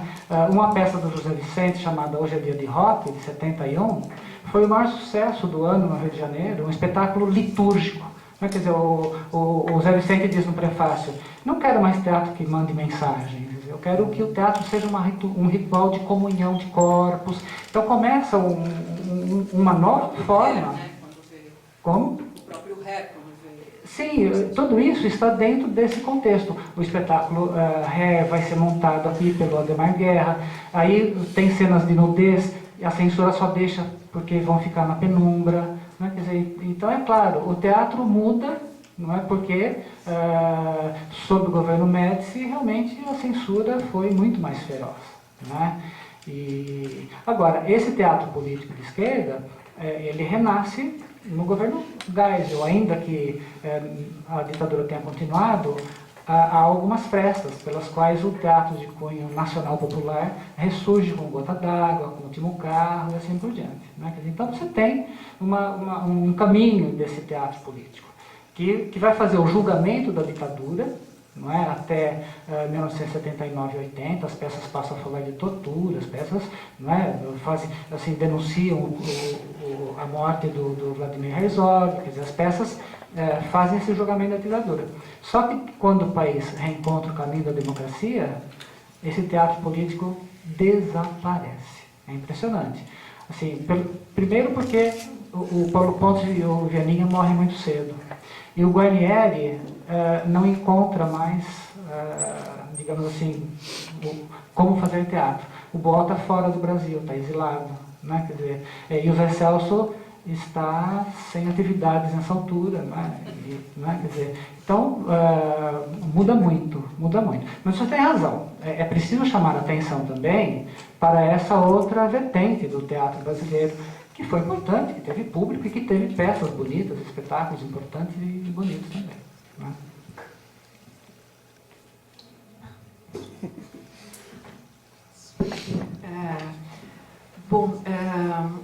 Eu queria lembrar o seguinte, você colocou um ponto importantíssimo, mas eu acho que a gente deve lembrar que além do teatro feito nas casas de espetáculo, no circuito teatral propriamente dito, a gente tinha teatro feito na periferia, em centros de militância política e até, pasme, no campus da USP. Se fazia uma greve sem um grupo Além de enfim, além do Teatro Novo desse episódio do CRUSP. Exatamente. Teatro Novo do CRUSP. Além do Teatro do CRUSP, desse que você mencionou, existe um trabalho de pesquisa que foi publicado sob a forma de um ensaio na revista da DUSP de outubro, estou citando de memória agora, outubro de 2012, inclusive um artigo, a Priscila tem o PDF, pode passar para vocês, chama-se Teatro de Resistência na USP. É uma pesquisa que foi feita por um rapaz que fez mestrado a respeito de teatro jornal e living newspaper, e ele ficou espantado de descobrir o número de diferentes coletivos de teatro, mas não era meia dúzia, eram 20 e tantos. E não só de faculdades, departamentos ou institutos ligados à área de humanas, mas, por exemplo, a área de exatas e de trabalhos que eram feitos ali, encenados no contexto da USP, sob o tacão da ditadura, e que às vezes nada tinham a ver com uma dramaturgia de expressão tipicamente política, como, por exemplo, Beckett, ou como, por exemplo, Ionesco, o Teatro do Absurdo, etc. Eu recomendo bastante esse trabalho, que está publicado, está acessível no link da revista DUSP, mas que nós podemos mandar também para vocês, porque nele estão também os facsímiles de vários cartazes e programas e alguns trechos de depoimentos. E essas pessoas depoentes não eram atores, e nem diretores, e nem profissionais de teatro, eram pessoas que queriam pensar sobre a sua época e sobre as suas questões, e lá estava o teatro para cumprir esse papel. Quer dizer, eu acho que quem pesquisa teatro no contexto brasileiro tem um grande desafio, que é o da pesquisa documental, porque a gente não pode partir do pressuposto de que o teatro é apenas aquilo que a gente vai encontrar publicado, ou mesmo acessível em forma de fontes primárias, nas bibliotecas, etc.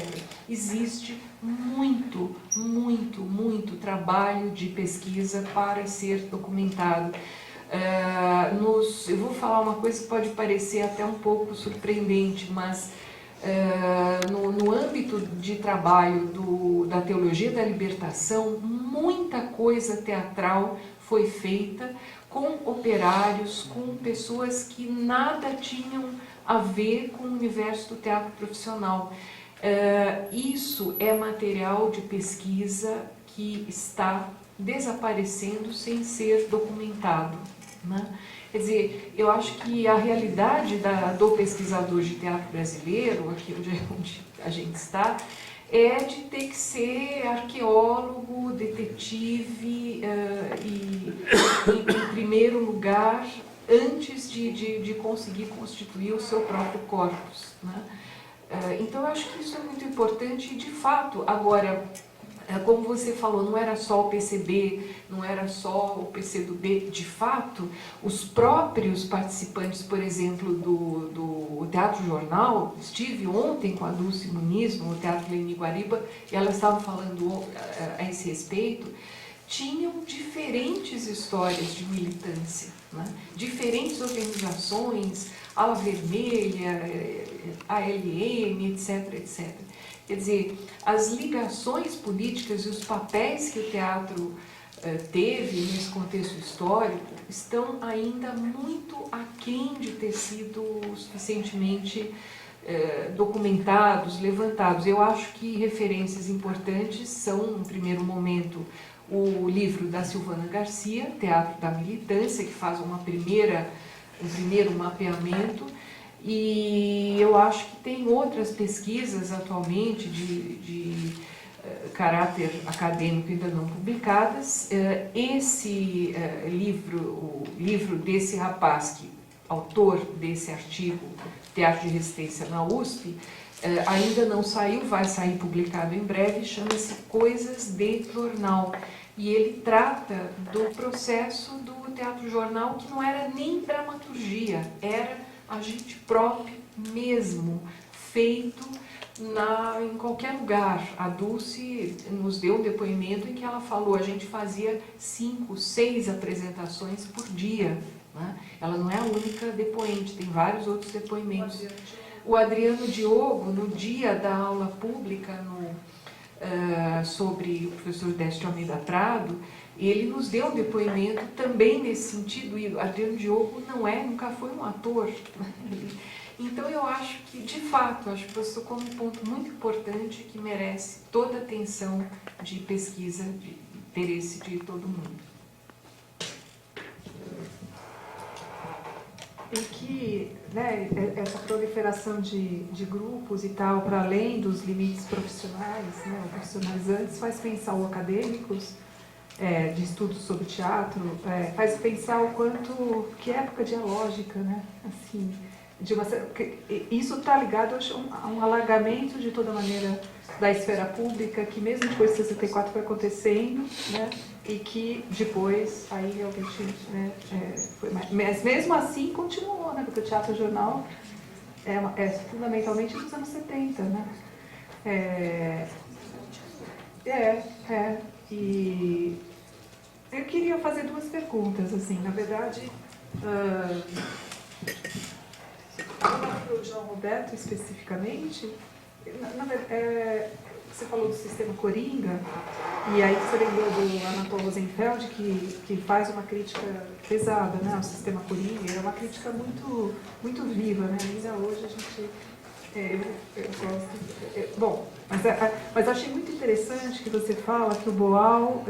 eu entendi que é do Boal, né, que ele fala, bom, o Brecht diz que triste, ele cita o Brecht, a frase famosa, que triste a sociedade precisa de heróis, mas nós precisamos. Então, né, um pouco justificando, mostrando uma autoconsciência da hibridez, né, de métodos que ele usa.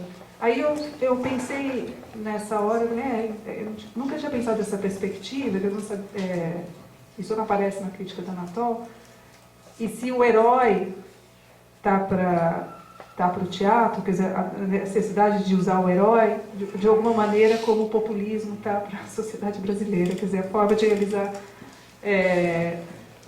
né, aquele tipo de... eu lembro de uma entrevista por exemplo, com o Laclau, um grande estudioso do populismo, que fala um fantasma ronda a América Latina e ela é o populismo, não o comunismo, porque ele tem dificuldade pela própria estrutura, né, das sociedades pós-colonial. O parlamento é extremamente oligárquico, então as possibilidades de emancipação social, muitas vêm do executivo, muitas vezes via chefes populistas, e quer dizer, de uma certa maneira eu fiquei pensando se esse herói não não está para o populismo, né? Assim como o personagem de tipo brechtiano estaria para uma sociedade em que fosse possível a possibilidade de pensar um socialismo, né? Ou né? Uma via não pelo populismo. Então eu queria te perguntar o quanto que você acha que havia de erro e de necessidade no sistema Coringa. Quer dizer, é um erro sem o qual não daria para passar. A outra pergunta, que daí na verdade é para os dois, e ela na verdade fiquei pensando muito, a partir da fala do professor Ismael Xavier hoje à tarde, falou muito das questões da representação do povo no cinema, né, e tal, como inclusive num certo momento a possibilidade de sincronizar a imagem e som possibilita, né, muito o documentário, um certo tipo de documentário, entrevista, e portanto uma chegada mais rápida, digamos, um tipo de encontro com o povo, né, que de outra maneira seria mais difícil, e uma outra, além do fato de que o cinema novo faz uso de não atores, e muitas vezes vai nos próprios segmentos, vai em loco, né, trabalha com pessoas que vêm dos segmentos sociais que ele quer focalizar. Eu fiquei pensando, a partir disso, o quanto é difícil, né, essa chegada ao povo, né, o quanto ela, para muitas vezes, me parece mais bem sucedida no cinema. No teatro, a questão que eu queria fazer é sobre a estilização da linguagem popular, né, como ela aparece no cinema, muitas vezes porque é o não ator falando, ou então quando se tem um tipo de estilização, por exemplo, a do Glauber Rocha, que no Deus e o Diabo faz um tipo de uso de linguagem popular do cordel, então é um popular clássico, parece que hoje você vê ainda isso se mantém. No teatro, quando você vê muitas, eu não conheço muitas peças, mas das que eu leio, assim, por exemplo, a Revolução na América do Sul, ou eles não usam black tie, a linguagem, quando é o povo falando, porque aí se tenta fazer um uso naturalista, né, ou realista, que nunca ele é realista. Então, é difícil, a impressão é que causa um certo melindre, lendo hoje. Agora, uma coisa é ler em papel e depois ver isso encenado, porque a encenação também dá um dinamismo, né, que daí... Agora, na literatura, tudo isso vai chegar na literatura, porque na literatura é realmente sempre o mais difícil. Porque ali está no papel, né, e essa representação é muito difícil, né? Quando o Guimarães Rosa, eu acho que consegue com muito... Mas vai para uma estilização total. O Graciliano acho que é bem sucedido, mas de uma determinada, né, com muita dificuldade, né, com muitas... A Clarice Lispector tenta, quer dizer, e a impressão que, por exemplo, para voltar ao teatro, uma peça como A Lata de Lixo da História do Roberto, que ele não faz, do Roberto Schwartz, ele mantém o mesmo discurso, o mesmo padrão linguístico para todas as classes sociais, porque aí, como é um teatro totalmente brechtiano, então essa mesma linguagem é mantida em todos os... Até porque são tipos, né? Então, isso também continua vivo. Então, é uma questão curiosa que eu acho que... eu não sei se vocês então, gostariam de falar um pouco a esse respeito.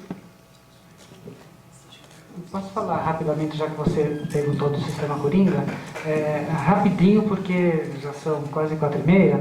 O Rosenfeld, ele faz análise da proposta estética do Boal e ele aponta um problema assim, que ele acha muito sério. Ele diz assim, ou uma peça é dramática ou uma peça é épica. Né? Quer dizer, ele não consegue ver que a soma dos dois aspectos no Arena contra Tiradentes tenha dado certo. Né? Ele faz assim, toda uma série de considerações críticas para chegar nessa conclusão. E a gente pode lembrar que o Roberto Schwartz também faz uma crítica dessa síntese, lembrando, por exemplo, que na peça Arena contra Tiradentes, o herói, que tem as coisas importantes para dizer, diz na forma dramática, que é a forma mais fraca. E os outros dizem tudo na forma épica, que é a forma política mais forte. Então, deveria ser talvez o inverso, né? Quer dizer, então, digamos que foram contestações, né, que o sistema Coringa recebeu por conta dessa tentativa que é interessante do ponto de vista da pesquisa, né, das formas teatrais, feita pelo Boal para juntar dois sistemas antagônicos. Né? E quanto à estilização, acho que você pôs o problema e já respondeu. Não é? Quer dizer, ela está se lembrando que na peça Eles Não Usam Black Tie, por exemplo, quando você lê, há uma tentativa do Guarnieri de trazer a oralidade da fala para a escrita. Então, quando eu dou essa peça para os meus alunos, em LB6, sempre causa uma estranheza a leitura, não é? Quer dizer, que coisa estranha, assim, tu não gosta de eu, né? Quer dizer, nem na forma oral a gente encontra isso, né? E então há uma tentativa de oralidade que depois foi deixada de lado pelo próprio Guarnieri já na segunda peça. E mesmo em peças que precisam dessa oralidade forte, como as peças do Plínio Marcos, por exemplo, ele no texto escrito faz, digamos assim, obedece às regras gramaticais, ele escreve tudo direitinho. Agora, o ator no palco pode, evidentemente, dar a entonação, enfim, modificar alguma coisa. Mas o Plínio Marcos, aí parece que o investimento é mais no léxico, né? A impressão é que é pelo léxico que ele garante mais a diferença de classe social, menos que na sintaxe. Sim, porque... E é curioso porque parece que dá mais certo. Dá mais certo, porque aí vem palavrão, vem as expressões mais fortes, que fazem parte daquele submundo que ele quer retratar. Né?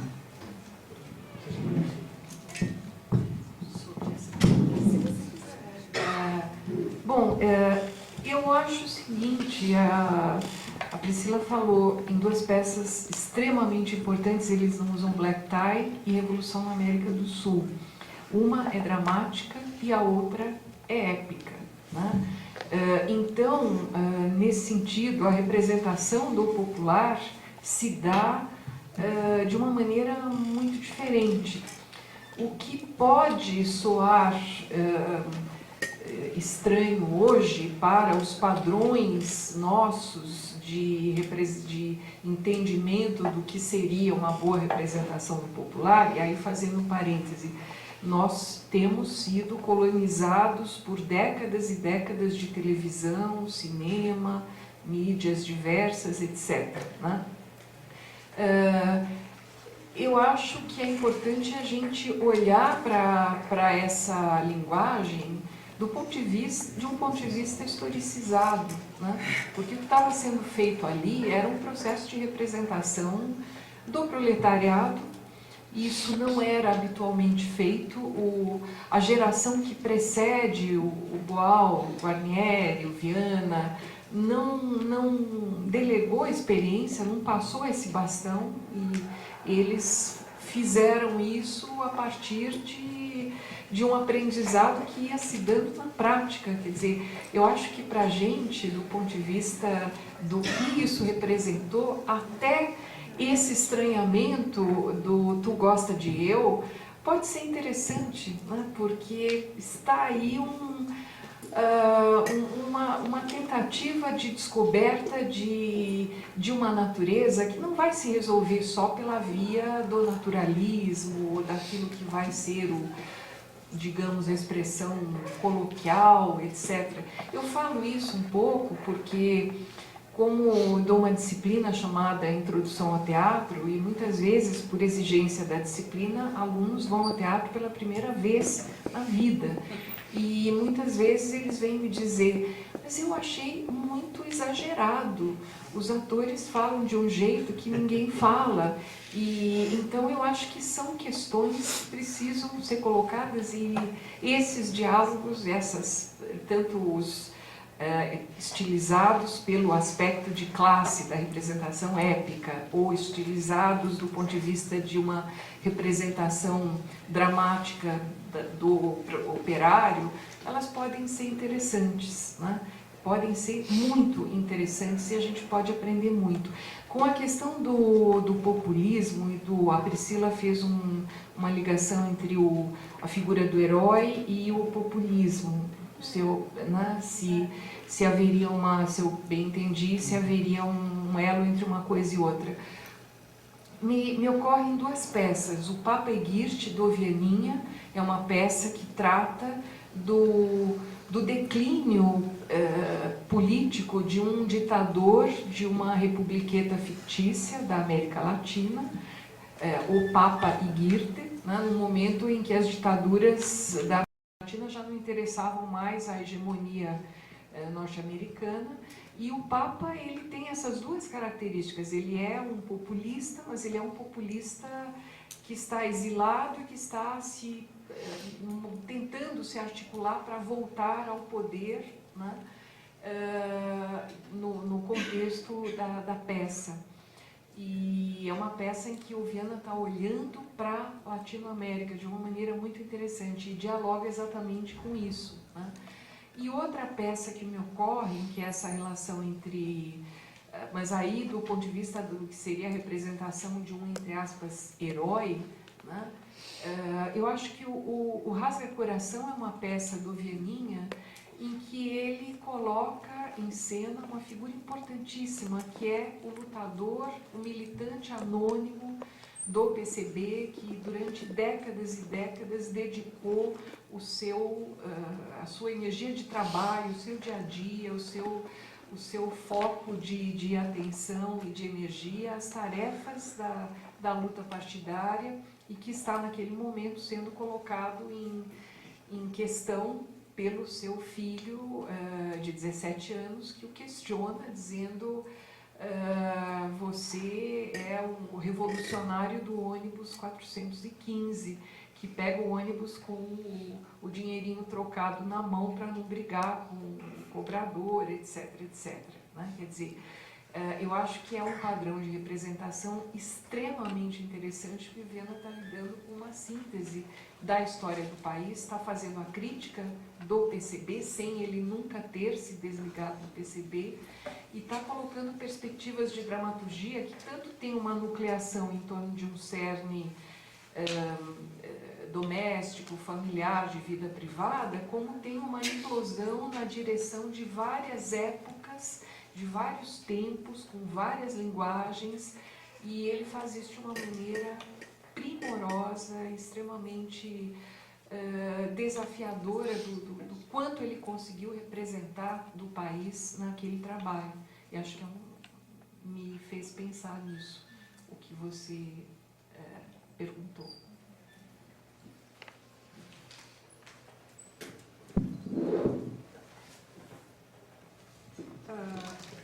Bom, uma última pergunta, caso como a gente começou um pouquinho atrasado, e a mesa seguinte a gente teria ainda uns 5 minutos. Quase uma observação, tá? A respeito de uma observação também da Maria Silva sobre o trabalho do FUTAC. Eu acho sobre a questão dos anos 60, 70, quando o público ia ao teatro, eu ia com a minha mãe funcionária dos Correios, ela já ia preparada para tudo, para a polícia entrar, para entender qualquer coisa que estivesse nas entrelinhas. E eu também tentando, né? Mais nova, mas também tentando. E eu acho que essa modificação já aconteceu no público. Então o Grupo Tapa pode ter, de repente, se chocado um pouco com o público um pouco mais, que já não é mais aquele que precisava mesmo estar completamente antenado em tudo que acontecesse, em tudo que tivesse, vamos dizer, e mesmo qualquer que fosse, se a pessoa estava propondo a revolução sexual, se ela estava propondo a revolução do proletariado, qualquer coisa que tivesse sido falada, você aproveitava. Aí você levava para casa e depois você pensava. Né? Porque era muito difícil qualquer tipo de revolução via público, qualquer coisa que modificasse o status quo. Então, de uma certa forma, que eu acho, hoje, vendo o teatro, tudo, e que eu acho que, é claro, a gente deve ter perdido muita coisa, com certeza, que precisava passar, mas que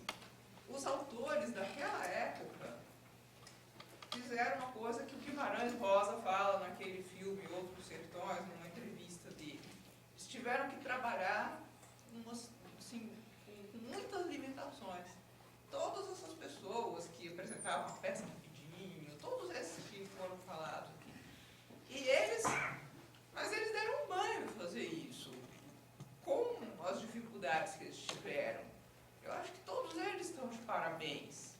Porque a gente aproveitava muito daquele momento, havia uma sinergia muito grande, não importava se a pessoa mostrava de uma forma brechtiana ou se mostrava de uma forma um pouco mais tradicional. O público estava pronto para aquilo e ele conseguia sentir aquilo tudo, sentia, pensava, balançava, levava aquilo tudo, aquela mensagem. O que a pessoa ia fazer com aquilo? Por exemplo, ele chegava o Lúcio Paulo lá e falava, não, ele tinha razão. Bom, devia ter até alguém que achasse mesmo naquele tempo. Mas, normalmente, não. Não era para isso que a pessoa ia ver aquela peça. O que você acha, Maria Silva?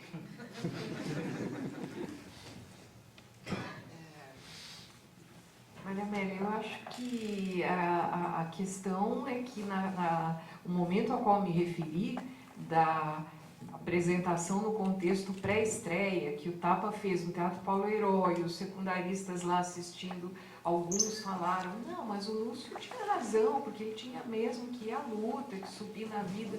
Quer dizer, esse já era um contexto de 1997, e a gente enxerga os caminhos históricos que fizeram desembocar nesse processo, né? Quer dizer, esse estado de sítio não estava sendo devidamente enxergado por quem estava ali olhando e achando que, bom, se ele não fizesse essa escolha, ele não teria chegado à posição de prestígio no jornal, etc, etc.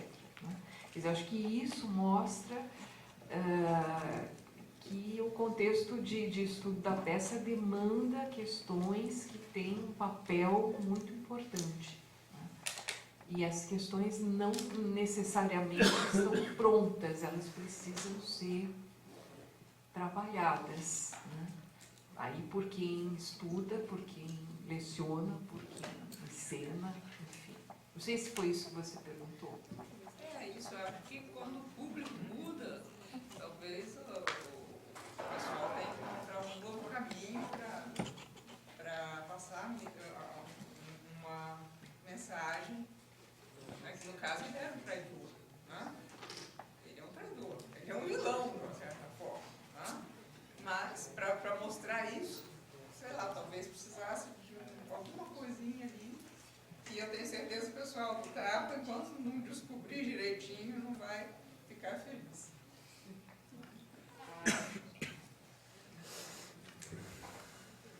Bom, gente, então, agora, concluindo, agradeço mais uma vez aos professores aqui, né, pela disposição para o debate no meio da greve, no fim da greve, e enfim, pelas belas exposições que deram, e agradeço vocês também, e convido-os para a próxima mesa sobre poesia, né, no mesmo período. Obrigada.